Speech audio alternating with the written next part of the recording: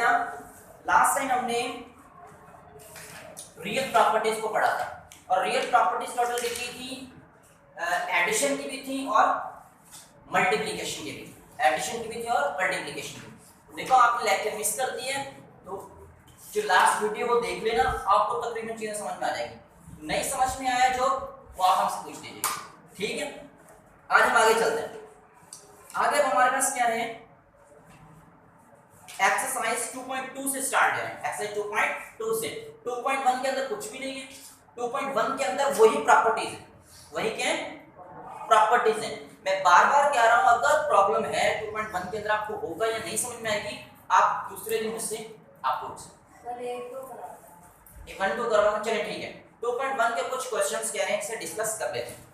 अब 2.1 का first question है, उसके अंदर सिर्फ ये है, देखिएगा exercise 2.1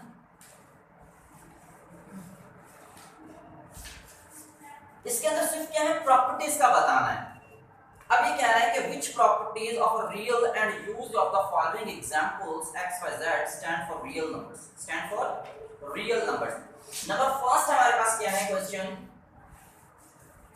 0.4 plus 9 is equal to 9 plus 0.4। Just we have to tell, हमें बताना ये कौन सी प्रॉपर्टी है। अब जिन्होंने लेक्चर को अटेंड किया था वो तो शायद इसको समझ जाए, जिन्होंने लेक्चर अटेंड नहीं किया तो उनके लिए थोड़ा मुश्किल होगा, लेकिन हम बता देते हैं। हमने सबसे पहले प्रॉपर्टी पढ़ी थी क्लोजर प्रॉपर्टी, क्लोजर प्रॉपर्टी। अब क्लोजर प्रॉपर्टी क्या होती है,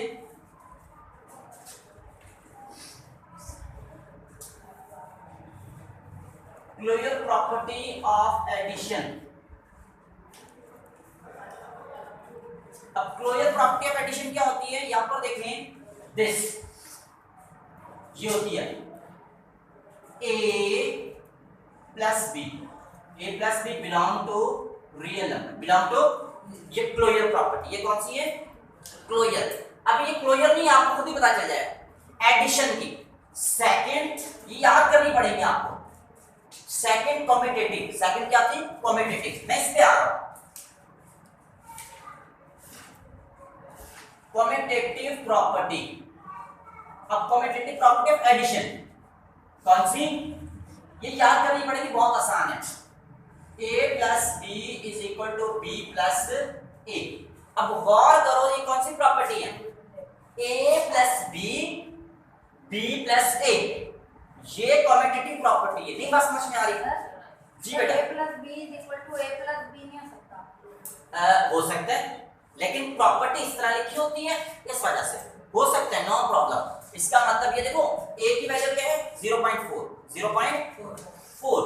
the value of a is 0.4, the value of the b is 9।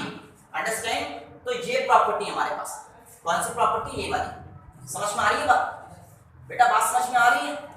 तो इसका मतलब, प्रॉपर्टी का मतलब ये है, इज इक्वल टू हमें ये बता रहा है कि जो आंसर लेफ्ट हैंड साइड का हो वही आंसर राइट हैंड साइड का हो, जो आंसर लेफ्ट हैंड साइड का हो वही आंसर राइट हैंड साइड का हो। बात समझ में आ रही है? मैं बेटा आपको बात समझ में आ रही है? ठीक है, जिससे बात समझ में ना आए वो उसी वक्त हमें कह दे कि सर हमें यहाँ से बात समझ में नहीं है। तो सिंपल, इसको सॉल्व नहीं करना, इसके सामने लिख देना है this is the commutative property, this is the commutative property. ठीक है बेटा, अब ये हमारे पास कम्यूटेटिव, इसके सामने सिर्फ लिखना है कि ये कम्यूटेटिव प्रॉपर्टी, कौन सी प्रॉपर्टी है, कम्यूटेटिव, कम्यूटेटिव प्रॉपर्टी। अंडरस्टैंड? इसी तरह फॉर एग्जांपल मैं आपको बेटा, मैं आता हूं बेटा, इसी तरह बेटा फॉर एग्जांपल अब मैं एक अपनी तरफ से एक आपको क्वेश्चन दूं, मिसाल के तौर पर सिंपल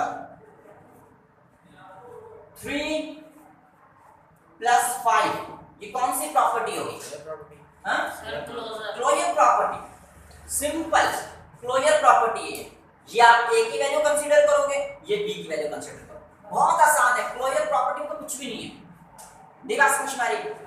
कोई भी नंबर बेटा देखो, कोई भी नंबर ऐसे लिखो, आपको पता क्या होगा, मैं अभी एक ये मैं आपको बता दूं, ये क्लोजर प्रॉपर्टी है, समझाता हूं। कोई भी नंबर ले लियो इस तरह 3 + 5 6 + 7 8 + 9, वो हमारी क्लोजर प्रॉपर्टी होती है, वो हमारी क्लोजर प्रॉपर्टी होती है।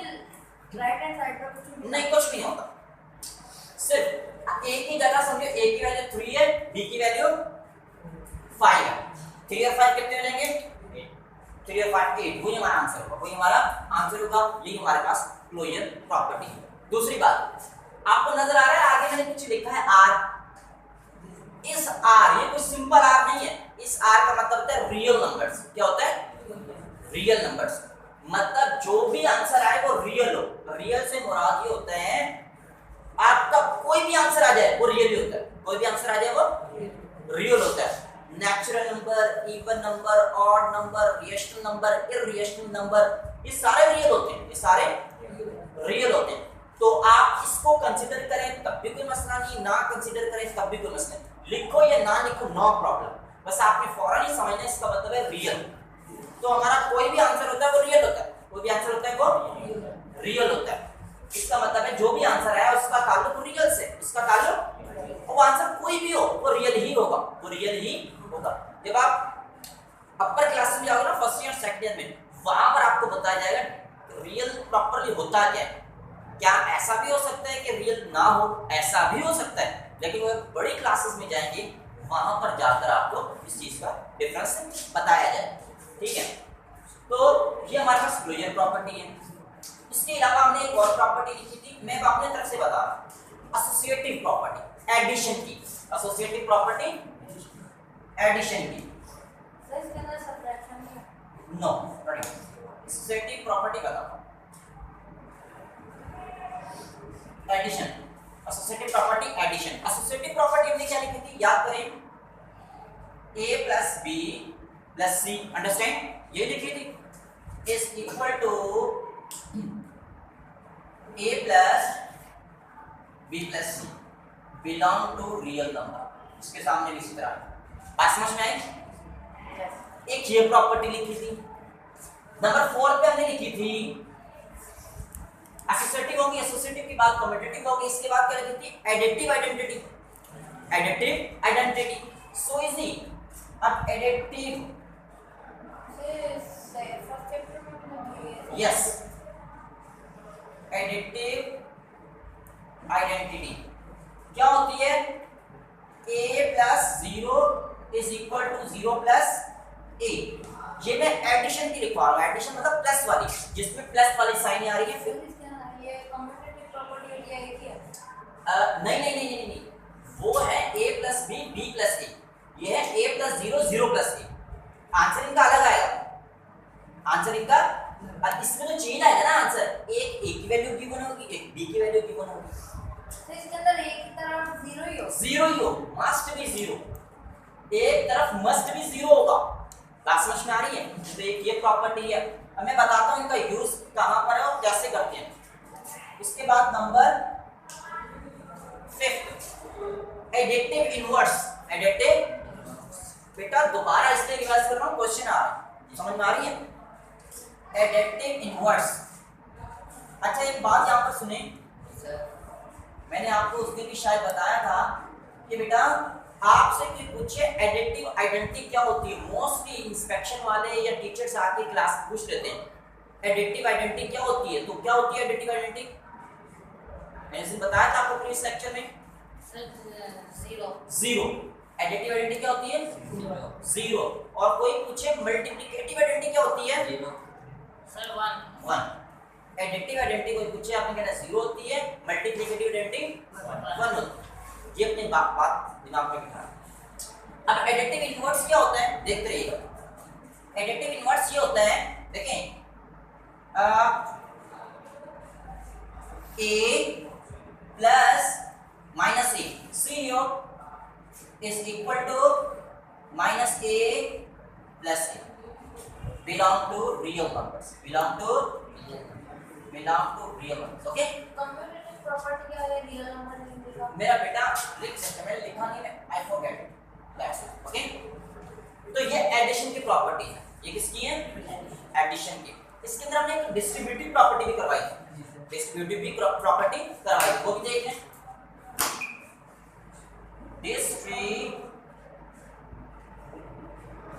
वो क्या होती है, सी है बेटा, सी है, b plus C is equal to, a को b से मल्टीप्लाई करें,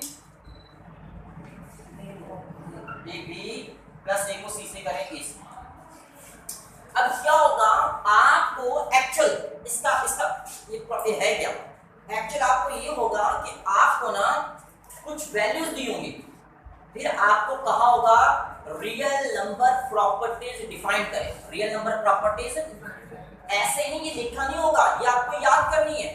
आपको दिया होगा क्वेश्चन के अंदर, या आपके एग्जाम होंगे उसके अंदर होगा कुछ वैल्यूज गिवन होंगी, कहा जाएगा ये प्रॉपर्टीज डिफाइन करो, मतलब जी बेटा क्वेश्चन ये नंबर 5 वाली प्रॉपर्टी में क्या है, 5a प्लस माइनस a फिर minus a plus a। Sir दोनों जगह एक ही वैल्यू, यस, एक जैसे, लेकिन एक में हाँ एक जैसे।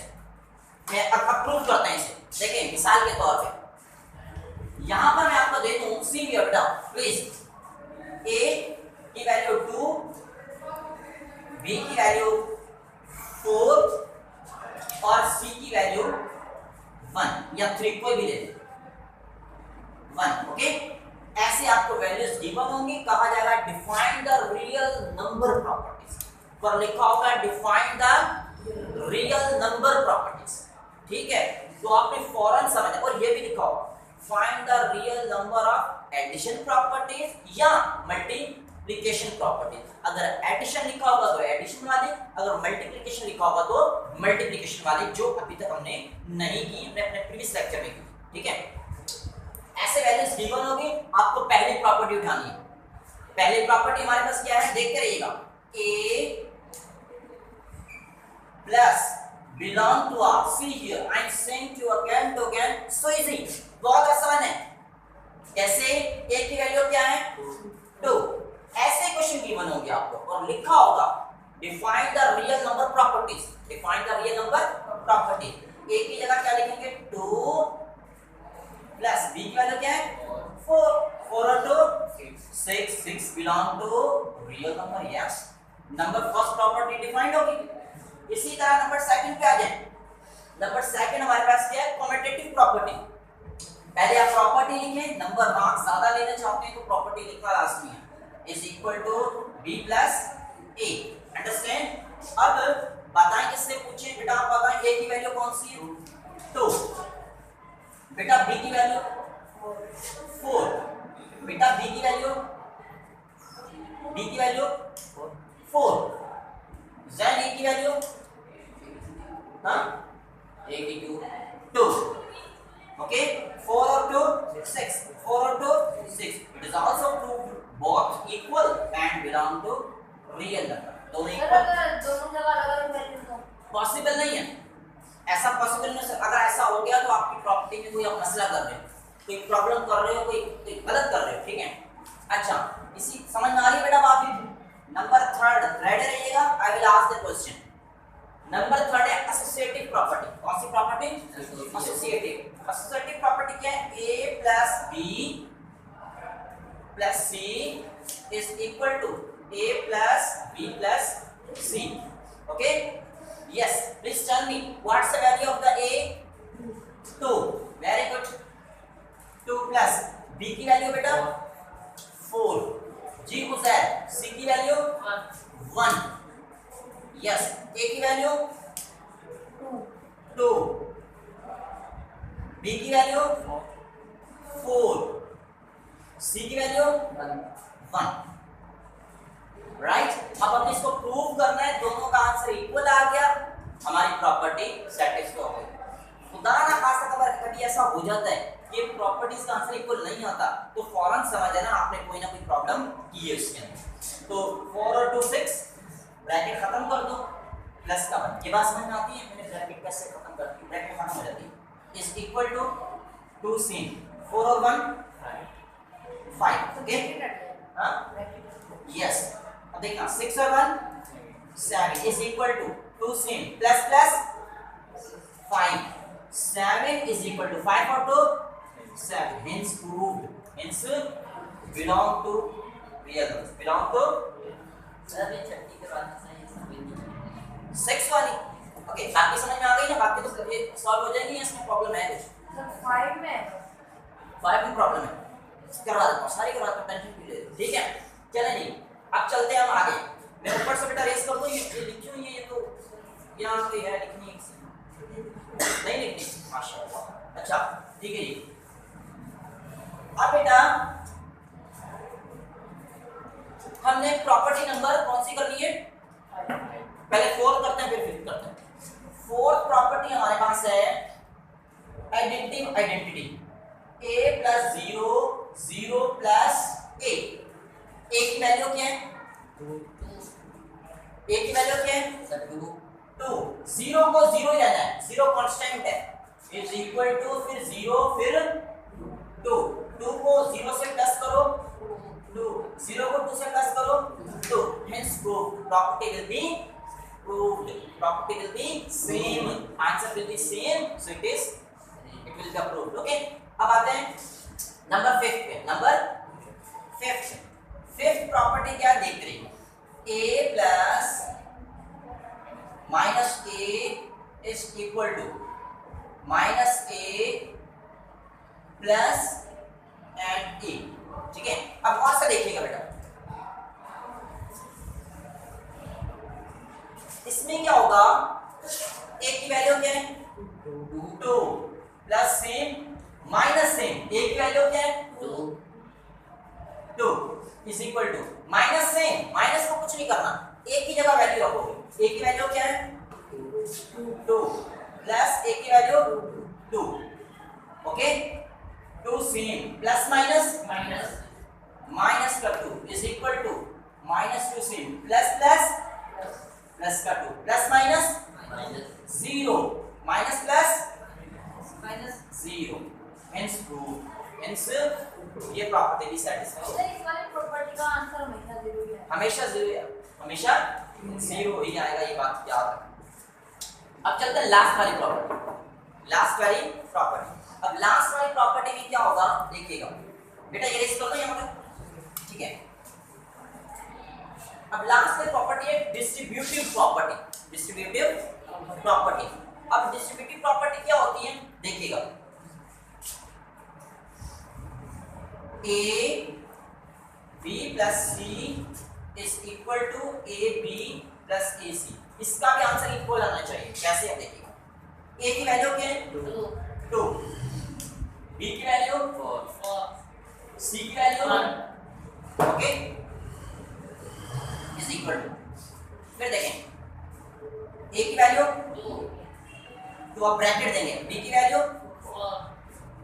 सर a की वैल्यू बाहर आएगी और b की वैल्यू ब्रैकेट में नहीं आ सकती है, ऐसे भी कर सकते हो, नो प्रॉब्लम। चाहे दोनों को ब्रैकेट्स में रख दो, चाहे दोनों को ब्रैकेट्स में रख दो, चाहे फर्स्ट वाले को ना रखो, नो प्रॉब्लम। अब a की वैल्यू क्या है? 2, c की वैल्यू 1। अब इसको सॉल्व कुछ इस तरह करना है, 4 और 1 को प्लस करो 5, क्या होगा? 5 हो गया, इनको करो 4 2 सा 8, 2 1 सा 2। अंडरस्टैंड? यहाँ तक बात समझ में आ रही है? ओके अब 5 2 सा 10, 8 और 2 10। जी बेटा मल्टीप्लाई, बेटा जब कोई बीच में साइन नहीं होती ना, इसका मतलब होता है मल्टीप्लाई। आप कभी भी ऐसे नंबर लिखे हो आ जाए ना ऐसे, 5 2 सा 10, 3 9 सा 27। अगर बीच में ऐसा हो ना, पहले ऐसा, पहले घर वालों को सॉल्व कर लो, 3 और 2 5, फिर मल्टीप्लाई कर लो, 5 3 सा 15। सर कल तो हमने आंसर 88 निकाला था। कल तो आंसर बेटा वैल्यू चेंज होगी ना, ये वैल्यू चेंज होगी, 2 3 1 हाँ वैल्यू चेंज होगी तो आंसर भी चेंज होगा, वैल्यू चेंज होगी तो आंसर भी चेंज होगा। अब मैं आपके इसको प्रैक्टिस दे रहा हूँ आपका अगेन, क्या कर रहा हूँ अगेन। आपकी एक्सरसाइज समझ वाइंड अप हो गई, ये एक्सरसाइज आज हो गई है, ये एक्सरसाइज थी वो हो गई। अब मैं 2.2 कर रहा हूँ, 2.1 नहीं कर रहा हूँ। 2.1 इंपॉर्टेंट भी नहीं है, उसमें यही चीजें सारी सर वो पेपर में नहीं आती है। पेपर में नहीं आती। अगर आपको ये चीज रियल नंबर प्रॉपर्टी समझ में आ गई है ना, तो मैं नहीं समझता कि एक्सरसाइज का कोई भी क्वेश्चन आप ना सॉल्व कर सकते। आप घर पे जाके इसको देखोगे, मैं नहीं समझता अगर ये समझ में आ गया तो कोई क्वेश्चन ऐसा नहीं है जो आपको समझ में ना आए। समझ में आएगा? सिर्फ कॉन्सेप्ट क्लियर हो, आप आराम से एक्सरसाइज सॉल्व कर लो, ठीक है। दूसरी बात, मैं इसका आपको बहुत सारा पैकेज दे रहा हूँ, वो आप सॉल्व करते हैं, ठीक है। और रेगुलर एंड काइंडली लेक्चर के साथ जुड़े रहें आप लोग, ताकि कहते हैं ना कड़ी से कड़ी जुड़ी होती है, तो इस वजह से कोशिश करें, शादी भी है तो एक आधी छुट्टी करके आ जाए, ठीक है। अगर कोई नाराजगी है, कोई नाराजगी आगे पीछे करके आ जाए, तो कोशिश करें रेगुलर आने की, ठीक है। अब बेटा मैं इसका आपको पैकेज दे रहा हूँ।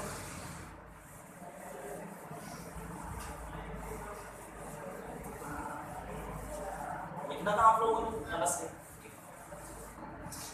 पहले सारी प्रॉपर्टीज, ए की वैल्यू -2, बी की वैल्यू 3 और सी की वैल्यू -1, पहले सारी प्रॉपर्टीज की प्रूफ करनी है। फिर A 9 B 4/2 सिर्फ 9 का वो है या यस, इसका स्क्वायर रूट कर देंगे -6। फिर सारी प्रॉपर्टीज को इन वैल्यूज पर सेटिस्फाई करना है। समझ में आई बात? नंबर थर्ड, सर ये 9 कैसे होगा? वेट बेटा, A 3 B 4 और C 1 बेटा 9 का स्क्वायर रूट निकाल देंगे आप, 9 का स्क्वायर रूट मतलब A की वैल्यू आ जाएगी सिर्फ 3, B की वैल्यू आ जाएगी सिर्फ 2 और ये -6। सर इन तीनों के साथ ही वो क्वांटिटी आना है। यस, इन तीनों पे ये पूरी 6 की 6 प्रॉपर्टी सेटिस्फाई करके आनी है। इस पे अलग करनी है। सर 9 का क्या आएगा? 3 बेटा, और 4 बेटा 2 सर इनको हल कैसे करना है? मेरा बेटा सी हो। अब इसको हम ऐसे भी लिख सकते हैं 3 मल्टीप्लाई बाय 3, 3 3 से 9 ही होगा। अंडरस्टैंड बेटा? इसको हम ऐसे भी लिख सकते हैं 3 के ऊपर स्क्वायर आ गया, इसका मतलब ये होता है, इसका मतलब ये होता है, ठीक है। और हमें पता है कि जो रेडिकल है इसकी वैल्यू होती है 1/2, इसकी वैल्यू क्या होती है 1/2। आप इसको हटा दें, देख लीजिएगा ये 3 और ये 2, इसको हटाकर इसकी जगह लिख दें 1/2 बेटा 2 से 2 कैंसिल, सिंपल आंसर आता है 3। तो इस तरह ये 3 आता है। और इसको आप डिवाइड कर दो, 2 1 जा 2, 2 2 जा 4, तो आंसर आपका 2 आ जाएगा। ये तो 4 और 2, 2 2 जा 4, आंसर 2 आ गया। इसकी जगह आप 2 पुट कर देंगे, ठीक है बेटा।